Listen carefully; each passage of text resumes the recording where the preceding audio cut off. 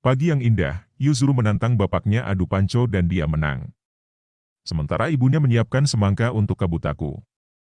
Sin berpindah ke Pak Ujang dan Kobrander yang sedang melihat gugusan bintang. Dengan mudah Pak Ujang mengambil gugusan bintang itu. Kobrander protes, namun gugusan bintang itu hanyalah biskuit dan Pak Ujang memakannya. Kobrander masih protes karena tidak dapat bagian pun diusir oleh Pak Ujang dengan bakso oka. Hingga Kobrander dan gengnya terpelanting ke sebuah pemakaman tua. Mereka kebingungan sampai melihat sebuah gugusan bintang yang tertempel pada batu nisan. Seketika sekeliling menjadi horor. Benda yang tadinya tenang menjadi bergerak. Bahkan ketika bola api terbang mendekati mereka, mereka pun kabur. Mereka tetap memutuskan untuk kembali ke sana demi gugusan bintang. Saat berbalik datanglah hantu cantik yang menakuti dan menteror mereka. Kita sebut saja nama hantu ini Mbak Kunti. Mbak Kunti mengelilingi mereka dan bertanya siapa di antara mereka yang suka semangka. Tapi tak satu pun dari mereka yang menyukainya. Sampai akhirnya Kobrander memberitahu sebuah robot yang bernama Kabutaku yang menyukai semangka. Mbak Kunti sangat suka semangka karena sesajian di depan kuburannya selalu diberi semangka. Biji semangka ditembakkan ke Kobrander dan kawan-kawan sehingga mereka jadi terkurung di penjara Mbak Kunti. Sementara Mbak Kunti ingin menelusuri keberadaan robot yang bernama Kabutaku dan hendak membawanya. Sin berpindah ke Kabutaku yang tertidur dikarenakan kekenyangan mamam semangka yang terlalu banyak. Tak lama barang-barang yang ada di kamar Yuzuru bergerak sendiri, suasana menjadi gelap dan mencekam. Ternyata rumahnya telah didatangi Mbak Kunti, sampai orang tua Yuzuru pun dibuat pingsan olehnya. Mbak Kunti menghipnotis Kabutaku agar berjalan mengikutinya. Yuzuru yang melihat itu langsung kaget dan meminta bantuan Kuranosuke dan Kuwajiro untuk mengejar Kabutaku. Perjalanan terus dilakukan Kabutaku sambil tertidur. Mbak Kunti terus mengajaknya ke arah pemakaman, sementara Yuzuru dan kawan-kawan terus mengejarnya. Sesampainya di pemakaman, Kabutaku disuguhi semangka yang sebetulnya itu adalah sesajian untuk Mbak Kunti. Kobrander yang dipenjara oleh Mbak Kunti melarang Kabutaku untuk mengambil semangka itu. Namun karena sudah terhipnotis, Kabutaku tetap mengambilnya. Untunglah tepat pada waktunya Yuzuru datang mencegah Kabutaku. Mbak Kunti yang murka menjadi marah dan memakan semangka, lalu menembakkan bijinya ke Kabutaku hingga Kabutaku masuk ke penjara juga.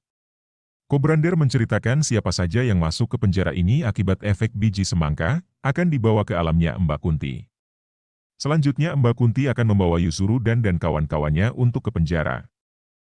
Tepat saat Mbak Kunti akan mengambil jiwa mereka, Kabutaku berhasil keluar dari penjara entah bagaimana caranya. Kabutaku marah akan perbuatan Mbak Kunti tersebut. Sampai akhirnya Mbak Kunti bercerita tentang alam tempat ia berada. Di alamnya Mbak Kunti sering dibully oleh kunti-kunti lain yang lebih kaya dan hedon melebihinya. Maka dari itulah Mbak Kunti datang ke dunia manusia. Seperti Kabutaku, Mbak Kunti semasa hidupnya sangat menyukai semangka.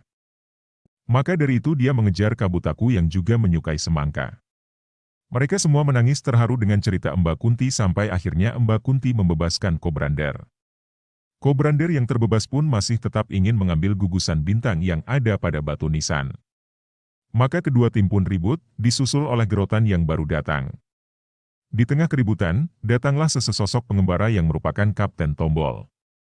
Kapten Tombol langsung mengadakan perlombaan. Perlombaan kali ini bertema pasar malam. Pertandingan yang diadakan seperti permainan yang ada di pasar malam. Pertandingan pertama yaitu lomba tembak objek dari kejauhan. Di sini Kobrander bertanding melawan Gerotan. Kobrander dan Gerotan sangat mahir. Skor mereka pun selalu berimbang. Lalu Kobrander berubah ke wujud supernya. Bukannya menembak objek di dinding, Kobrander malah menembak Gerotan hingga dia tumbang. Tumbangnya Gerotan membuatnya tidak bisa bertanding lagi. Sehingga Kobrander menjadi pemenangnya. Perlombaan kedua melempar donat ke dalam tiang dari kejauhan. Di sini Ganiran yang akan melawan Kuwajiro. Mereka berdua berubah ke wujud supernya. Saat pertandingan dimulai, Kuwajiro dengan mudah memasukkan semua donat dan mendapatkan skor 100. Ganiran yang belum berbuat apa-apa pun langsung kalah. Sehingga skor kedua tim pun menjadi satu sama.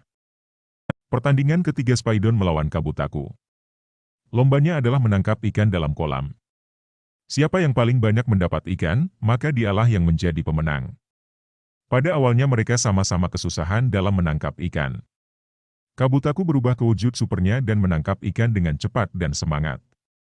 Spidon juga berubah ke wujud supernya dan menangkap ikan dengan jala yang terbuat dari jaring laba-laba miliknya. Kobrander dan Ganiran pun membantunya untuk menarik jala tersebut. Namun bukannya menangkap ikan. Yang mereka tangkap adalah Mbak Kunti yang sedang terikat dalam kolam. Seketika mereka kaget dan takut. Lalu mereka berlari keluar lapangan. Mbak Kunti yang tidak tinggal diam mengejar dan menarik mereka ke arah kolam. Karena ikan yang mereka tangkap adalah ikan besar bergigi tajam. Seketika Kobrander dan kelompoknya mengaku kalah, dan kelompok Kabutakulah yang menjadi pemenangnya. Saat pertandingan telah usai, Kabutaku mengucapkan perpisahan dan meminta maaf kepada Mbak Kunti, karena gugusan bintang yang ada di makamnya akan diambil, yang otomatis akan menghilangkan efek magisnya Mbak Kunti. Mbak Kunti tidak keberatan akan hal tersebut. Karena Kabutaku sudah mengajarkan banyak hal kepadanya. Saat matahari akan tenggelam, gugusan bintang berubah menjadi pasir putih yang menandakan itu palsu. Sementara jiwa Mbak Kunti menjadi pudar dan terbang ke langit. Scene ditutup dengan Kabutaku dan kawan-kawan berdoa di depan makam Mbak Kunti yang ada sesajian semangkanya. Pesan yang dapat diambil dari episode kali ini adalah, belum tentu yang perkenalan awal buruk itu menjadi buruk untuk seterusnya. Seperti contoh Mbak Kunti yang pertemuan mereka terkesan tidak bagus, namun di akhir cerita mereka bersedih untuk berpisah. Sekian episode kali ini. Sampai jumpa di episode berikutnya.